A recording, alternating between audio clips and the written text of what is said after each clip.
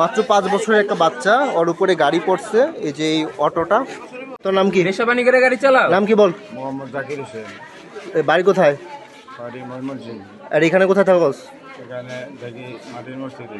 আর এই জায়গায় কি গাড়ি চালাস, অটো চালাস? হ্যাঁ। এখানে কি যাত্রী নিয়ে আসলি নাকি খালি গাড়ি ছিল? খালি গাড়ি। তুই খালি গাড়ি নিয়ে এত জোরে টান দিলি কেন? গাড়ি আসলাম দূরে টানছি।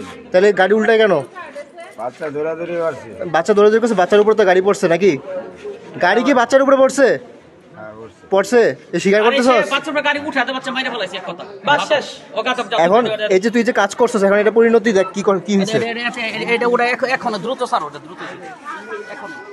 এই যে মাত্র 5 বছরের একটা বাচ্চা, ওর উপরে গাড়ি পড়ছে। এই যে এই অটোটা পড়ার কারণে বাচ্চাটা এখন মৃত্যুর সাথে লড়াই করতেছে।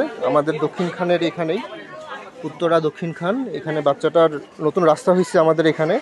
তো এখানে অটোওয়ালাদের বেপরোয়া গতির কারণে আজকে একটি বাচ্চার জীবন বিপন্নের পথে।